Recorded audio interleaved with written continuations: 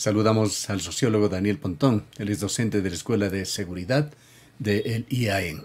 Sociólogo Pontón, quisiéramos conocer el nuevo estatus de Ecuador. Terminó el estado de excepción. Sin embargo, el conflicto interno armado, además reconocido como tal por la Corte Constitucional, continuará. ¿Cuál será la diferencia en cuanto al estatus que se observaba hasta el estado de excepción? Buenas, gracias Gustavo, un saludo cordial. Jurídicamente he escuchado a algunos constitucionalistas que yo coincido porque lo venía anticipando en otros momentos, en otras entrevistas, que básicamente es un conflicto armado con capacidades limitadas en materia de excepcionalidad que permite a la Constitución. Por ejemplo, el tema de las toques de queda ya no va a ser posible porque obviamente eso implica limitación a la libertad de movilidad de las personas, ¿no?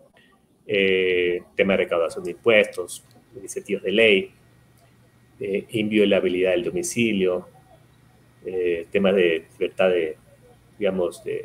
tema de opinión pública, ¿no? Y una serie de cuestiones que se limitan en los estados de excepción. Por lo tanto, claro, eso obviamente limita las acciones que desde el gobierno se establezcan en materia de cuando una crisis como la que vive el país se requiere, y peor aún cuando se declara un conflicto armado, porque un conflicto armado, no nos olvidemos que es un estado de guerra. Y un estado de guerra implica que el Estado en general tiene que, con todas sus capacidades y sus fuerzas, por decirlo así, luchar contra un enemigo que atenta contra la soberanía territorial, contra la estabilidad de las instituciones y contra la vida de las personas, el bienestar de las personas, bajo la lógica de la protección, ¿no? De protección de personas, ¿no? Entonces, creo yo que ahí hay una contradicción de índole jurídica que no... Bueno, siempre las contradicciones jurídicas se dan en la práctica, ¿no? Cuando las cosas suceden, porque mientras tanto no se vislumbran. Bueno, es parte de la vida, ¿no? En general. Pero que en función de lo que vive el país nos va a poner a discutir en el futuro la necesidad de revisar estas normativas de seguridad y de excepcionalidad en general, ¿no? ¿Se restaura de alguna manera la libertad de las personas para movilizarse, para reunirse? También, más allá de las restricciones que en algunas ciudades existe en cuanto al cierre de espectáculos públicos nocturnos, etcétera. Sí, pero esas son normas urbanas suburbanas normales, ¿no? De establecer horas para espectáculos públicos. De funcionamiento. Exacto, pero no bajo una lógica de restricción de derechos, ¿no? Que explica un estado de excepción, ¿no? Entonces, justamente es por eso que he escuchado a unos constitucionalistas, el más nombrado, Rafael Ollarte, en este sentido, que habló claramente de qué implica esto, ¿no? Y yo concuerdo plenamente con él, porque obviamente todo el mundo decía que no se necesita un estado de excepción para que el conflicto armado entero siga vigente, y eso es cierto, porque se establece que en un estado de conflicto armado se circunscriben las actividades que Fuerzas Armadas desarrolla plenamente su normalidad en el territorio, que es la garantía de la soberanía territorial, etcétera. Y esos son trabajos permanentes de las Fuerzas Armadas. Pero si hay un conflicto armado, obviamente está en riesgo eso, por lo tanto, no se necesita una excepcionalidad, pero obviamente... Hubo un dictamen bastante claro de la Corte Constitucional. Exacto, en ese sentido. Lo que no está claro es los alcances de lo que puede y no puede hacer el ejército, pues allí está sujeto aún a ciertas restricciones constitucionales. Sí, pero ya las acciones constitucionales están claramente establecidas, ¿no? Por ejemplo, no pueden decir, no, usted no circule a partir de la 1 de la mañana, como estaba hasta el día anterior, hasta la semana anterior. No hay nadie que le pueda prohibir, porque usted está ejerciendo un derecho fundamental, que es la libre movilidad, el derecho a la asociatividad, el derecho a la libertad de expresión, etcétera. Una serie de situaciones que obviamente son parte de lo que son la excepcionalidad y que son necesarias cuando se declara la guerra, ¿no? Porque en la guerra, por ejemplo, en sus momentos más álgidos, digamos, estamos hablando no del Ecuador, sino de otros países, hay el derecho a las movilizaciones y las requisiciones, no se olviden, ¿no? Cuando hay una guerra por un estado de excepción, un Estado puede confiscar bienes, ¿sí? Por efectos de necesidad nacional, ¿no? Y eso, obviamente, en el caso del Ecuador, no ha pasado, pero eventualmente, yo lo planteaba, por ejemplo, cuando hubo la pandemia, ¿sí? Cuando fue la pandemia, que el Estado, las capacidades del Estado fueron limitadas para atender la demanda de salud que se genera en ese momento. Por lo tanto, el Estado podía en ese momento, con un estado de excepción y declaratoria de un COSEPE, generar movilizaciones de requisiciones, ¿no? Para atender un interés nacional, que era la vida de las personas, básicamente, ¿no? Requisiciones de hospitales, de clínicas públicas, etcétera, para aumentar la capacidad del Estado de tener camas y tanques de oxígeno, que era lo que se necesitaba en ese momento. Entonces, solamente en una medida de excepcionalidad se puede hacer ese tipo de cosas. Ahora no. Ahora no. Y Entonces, el decreto 218 que lo emitió el gobierno en forma paralela a la terminación del estado de excepción, ¿fue un recordatorio o impuso algún otro tipo de estatus? bueno, es lo que se preveía que iba a venir, ¿no? Un decreto donde establece que la permanencia del conflicto armado, no creo que haya mayor sorprendencia. Es interesante el tema de la categoría de zona de seguridad, que es una cosa que lo prevé la Ley de Seguridad Pública del Estado. Ujú. ¿Sí? Zonas de seguridad en base a un estudio, porque una cosa son los defensas sectores estratégicos que están definidas en la Constitución, ¿sí? Más lo que dice la ley, ¿no?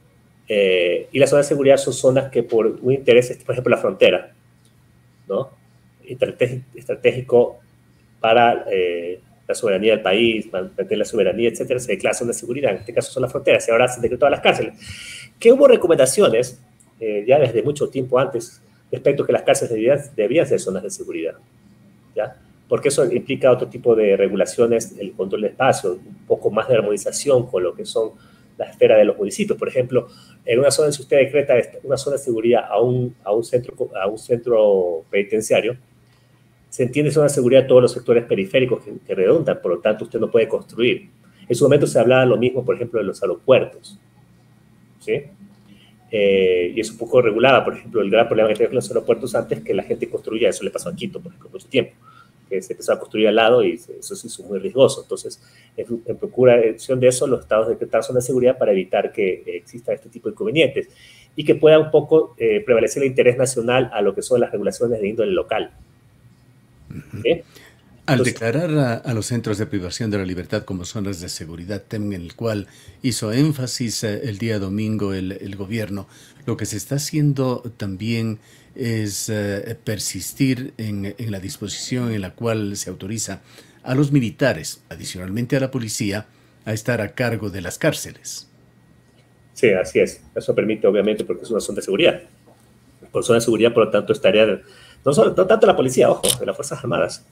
Un tema un poco más, vamos escalando, el SNAI, la Fuerza de Policía, que es lo que hacía labores de complementariedad muchas veces, en su momento con el gobierno de Lazo, la policía la que se encargaba de suplir las crisis, y ahorita estamos en cargo de los militares, ¿no? Entonces, ahí estamos hablando de una militarización de las cárceles, pero esa figura le permite hacer ese tipo de cosas. Claro, va a tener siempre sus pros y sus contras, ¿no? Porque la pregunta es si esta zona de seguridad va a permanecer en el tiempo.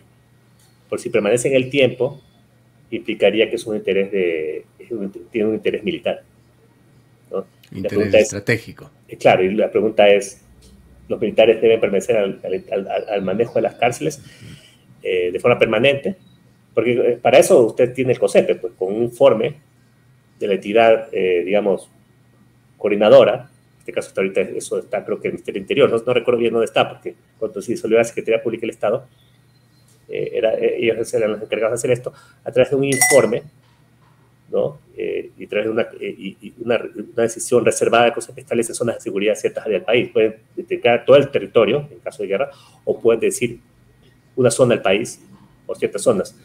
La pregunta es, ¿cuánto tiempo va a permanecer eso como zona de seguridad? Eso es una gran pregunta que se empiezan a suscitar aquí, porque obviamente los militares en el largo plazo no pueden estar a cargo de las cárceles, ¿no? Eso se sabe, y ninguna normativa internacional que se encarga de regular este tipo de cosas va a recomendar ese tipo de situación, ¿no? Es una situación anómala, evidentemente de parte de un conflicto, como parte de un conflicto que vive el país, que se declarado por el gobierno, y que tiene características excepcionales a pesar de que no vivimos en nuestra excepción, ¿sí? Entonces, esas son esa es la situación, pero la pregunta que yo le digo es, ¿qué va a pasar después, no? Tema importante también con la terminación del estado de excepción es que se restaura la inviolabilidad de correspondencia y de domicilio. Ahora, para actuar en cualquiera de los dos sentidos, se requerirá una orden específica de autoridad competente. Sí, así es. Esa es una de las cuestiones que... Pero bueno, en todo caso, no creo que sea... A ver, creería yo que la situación del país nos debe llamar a un poco a la reflexión, ¿no? ¿A dónde va la guerra? ¿A dónde va este conflicto? Ese es uno de los grandes temas. Decían que la guerra es la continuación de la política, pero la política es un medio para objetivos, ¿no? ¿Cuál es el objetivo de esto? Ese es el gran punto, ¿no? Porque el objetivo, yo siempre decía, no es la guerra como tal, ¿no? Hay gente que se puede anclar en la guerra, porque también produce una serie de acuerdos políticos, también hay conveniencias institucionales, corporativas, ¿no? Pero eso no puede ser el fin de la política pública. El fin de la política pública en este caso es la pacificación del territorio.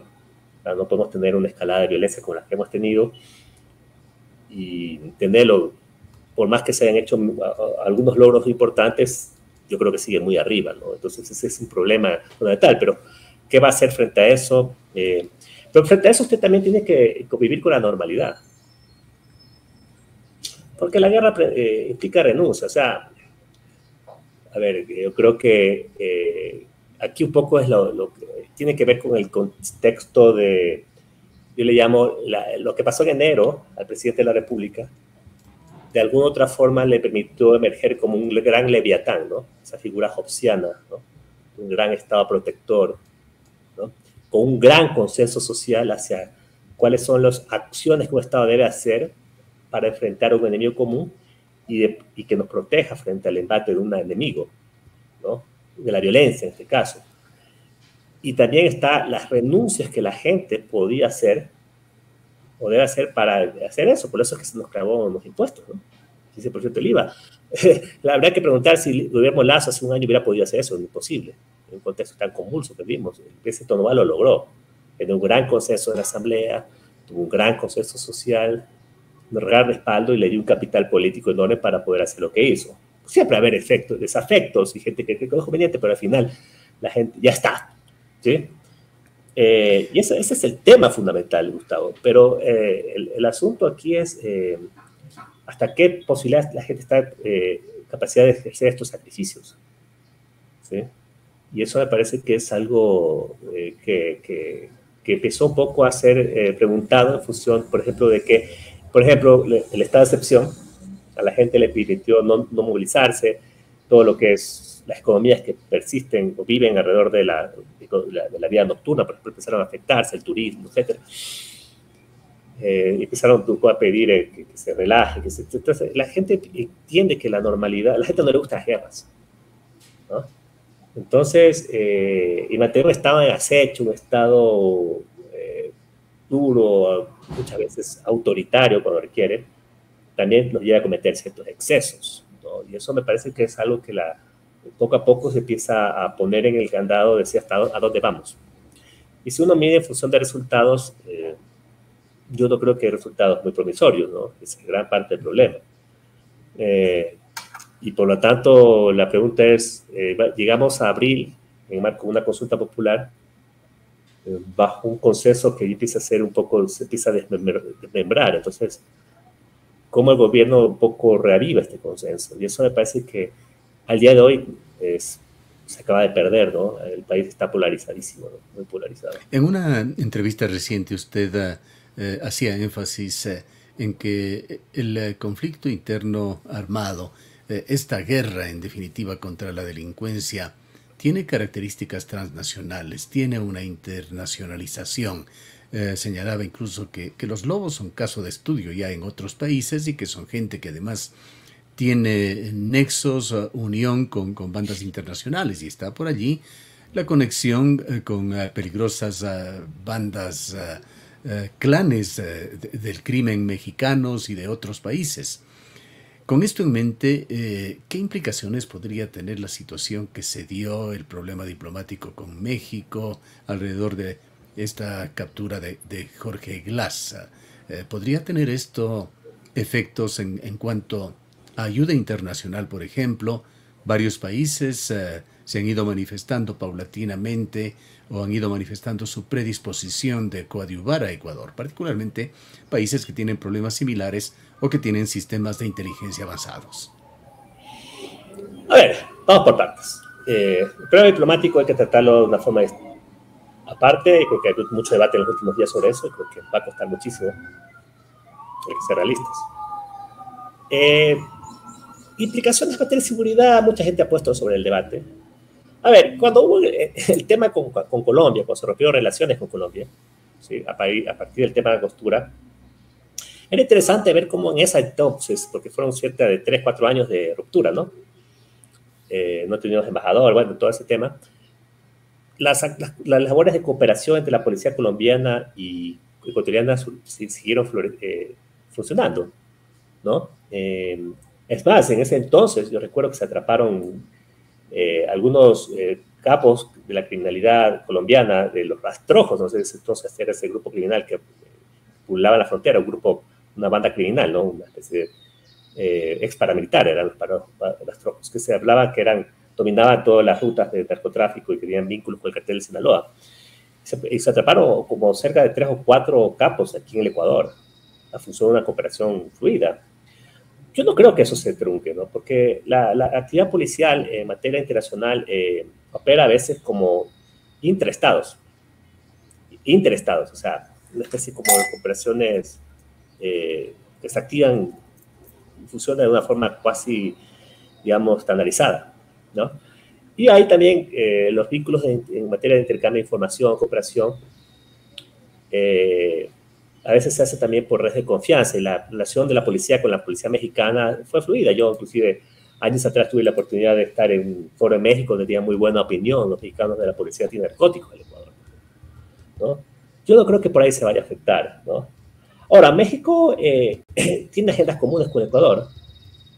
La parte diplomática podría afectar, en cierta manera, ciertos acuerdos de corte diplomáticos se deben lograr para fortalecer esta lucha, pero hubiera sido muy lamentable, por ejemplo, que México sea un gran cooperante económico y técnico en materia de crimen organizado, que no lo es. Ustedes saben cuáles son los países que ponen plata y cuerpo aquí, es Estados Unidos. Si la crisis hubiera sido con ellos, ahí, bueno, eso sí estuviera en peligro. Por lo tanto, yo no creo que en cierta seguridad se sienta mucho el problema, ¿sí? Porque al final de cuentas, yo les digo, así funcionan las policías, ¿no? Por hecho, ellos tienen el tratado de la Interpol, todo ese tipo de cosas que son regímenes personales que funcionan, ¿no? Sistema internacional que funciona casi mecánicamente en función de persecución de delitos naturales, ¿no? Esos delitos naturales son los que toda la comunidad los rechaza y los percibe como delitos execrables, y se activan casi mecanismos mecánicos, ¿no? Cuando hay un nivel de afectación entre países, ¿no? La cooperación en este caso es casi mecánica. Entonces, no lo veo tan catastrófico en ese tema, ¿no? Pero obviamente, ya desde el punto de vista del Ecuador, creo que el tema transnacional debe ser revisado, ¿no? Respecto al tipo de estrategia. A ver, hay 2 formas de atacar al crimen organizado, ¿no? Por grupos, y ahí yo soy medio crítico a eso, porque los grupos organizados, la Convención de Palermo establece que deben tener permanencia en el tiempo, tener una división del trabajo y cometer delitos graves, ¿no? Que tengan un tipo de persecución grave de los sistemas penales de cada uno de los países. Y eso a veces no está muy claro si esos grupos son estructuras permanentes, por lo tanto son muy, por más que se los nombre, atacar su estructura a veces es muy compleja. Y a veces se terminan atrapando grupos y se terminan reemplazando por otros grupos, ¿no? Y otra cosa son las actividades del narcotráfico y el crimen organizado. Es otra cosa. Entonces las actividades, estamos hablando de cuáles son las actividades facilitadoras y cuáles son las actividades cuáles son los mecanismos de protección que el Estado tiene para frente a eso, ¿no? Y ahí yo creo que el tema tiene que ver con la economía del narcotráfico, ¿sí? Y Ecuador la tiene dura en eso, ¿no? Porque la economía empieza por las mismas capacidades que el Estado ha desarrollado por contener esa economía, y que creo que son nulas. Por ejemplo, el asunto de los usos de nuestros puertos es voz populi, que ahí hay un desgobierno enorme en ese tema. Y si usted no genera capacidades de control de ese tipo de áreas, va a ser muy complicado que, por más grupos delincuenciales que atrape, se revierte esa actividad. Los famosos escáneres nunca se instalaron en los puertos. El problema es que, y es algo que no se ha leído muy poco en el caso del Ecuador, porque estamos muy atrapados en el debate interno, las luchas, correísmo, anticorreísmo y bla, bla, bla, todo el tema, la agenda política que nos consume tanto tiempo. Pero el conflicto colombiano nos ha pegado a nosotros de una forma profunda, ¿entiendes? Entonces no se lee cómo se comporta en materia de narcotráfico, en materia de Colombia, ¿no? Y Colombia, no es que es de una noche a mañana, el tema del repliegue de los cultivos, los enclaves cocaleros a las zonas fronterizas con Ecuador es un gran problema para la seguridad nacional del país. Mientras eso persista, usted tiene una amenaza. ¿Qué va a hacer para controlar ese tipo de factores? Bueno, hay un tema de cooperación regional muy marcada en materia de agendas de seguridad y defensa para los países, ¿ya? Ecuador no puede seguir siendo el receptáculo de una serie de intenciones o efectos que en su momento el Plan Colombia generó, ¿no? Y el proceso de paz. Creo que el Ecuador tiene que tener también claramente cuáles son sus intereses soberanos como país, y en eso hemos sido bastante cortoplacistas y muy reactivos. Así como ese tema de los escáneres en los puertos, que tanta bulla se hizo, un proyecto incluso auspiciado, financiado por los Estados Unidos, que no sabemos en qué ha terminado.